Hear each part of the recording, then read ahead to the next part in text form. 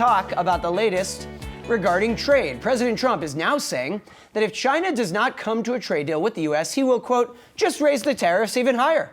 He made the comments during a cabinet meeting on Tuesday, and there, of course, are serious doubts that phase one of any trade pact will really be signed this year. We've been hearing for weeks now that the phase one trade deal will happen any minute, but there are more doubts, especially after President Trump just said that about raising tariffs. Rick Newman is here to give us his temperature on the story. Rick, what do you think? My temperature is lukewarm to cold. No.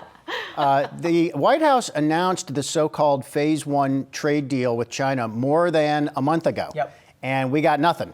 Well, where is it? It's nowhere. So we're just back to the same old pattern, which is Trump threatening to escalate the trade war further with more tariffs. That would be a 15% tariff on a bunch of consumer imports from China that would go into effect December 15th. That's less than a month away. And China apparently is just not doing what Trump wants, which has been the case all along. Yeah, we've been at this negotiating process for basically about 1 year, and we have got absolutely nothing to show for it. So I feel like we just have to ask the question, what does it look like if we do not at all get a trade deal, right? By the end of Trump's term, whether he's voted into office again or not, what does it look like if just nothing is ever achieved? Wait, in this year, 2019? There definitely won't No, be a deal. what I'm saying is if by the time Trump leaves his first or ends his first term, if we do not at all get any trade deal, if they just keep doing this, elevation of tariffs, what does that world look like, essentially, when no deal is at all struck? Because I feel like that's almost where we're at now. Well, it basically looks like the world we have now, plus perhaps a few additional tariffs.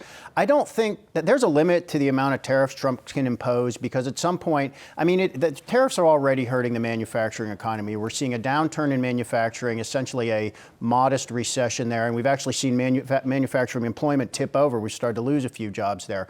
So that could get worse. But there is a limit to how much Trump can do here, because we've got the tariffs that are sort of pressing in on the broader economy, but not really hurting the overall economy yet. But the further he goes with tariffs, the more it will hurt manufacturing, the more it will hurt farmers who are actually critical to his reelection, assuming he's the candidate, which I don't think is 100% sure, given what we're seeing in the impeachment process today and other days.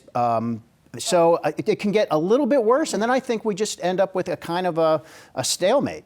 But Rick, so these comments that if no trade deal comes to fruition, that President Trump wants to increase tariffs, those comments were actually made at the Economic Club of New York last week as well. Right. But I feel like the bigger issue here is whether or not President Trump plans to roll back the tariffs that are already in place, because it seems the Chinese want that before they move forward with anything, whether it's a phase one trade deal or further trade deal. Yeah, I think it's pretty clear that Trump is not willing to do that, because that, as far as we know, and of course these negotiations are all happening in private, so we don't know everything for sure. But apparently, one of the conditions the Chinese have put on for a deal is you got to halt the tariffs, don't put any more in place, and then start removing the ones you have put in place, especially those ones that went into effect on September 1st on some consumer goods from China, not all of them.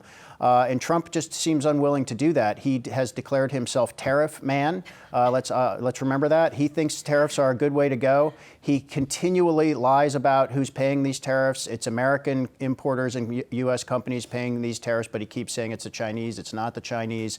And I guess he considers this a really important piece of leverage, because there is no other leverage. I mean, let's remember, Trump is he's doing this alone. He has not lined up any allied countries to put pressure on China along with him. So that just leaves tariffs as his leverage, and I don't think he's going to give that up. Not only not lined up other countries to do this with him, but put tariffs on other countries as well. Yeah, he's actually alienated other trading partners, right? Tariff stories going on. Hey investors, Zach Guzman here. Are you interested in learning more about the markets and getting the latest financial news? Well, then click right here to subscribe to our Yahoo Finance YouTube channel.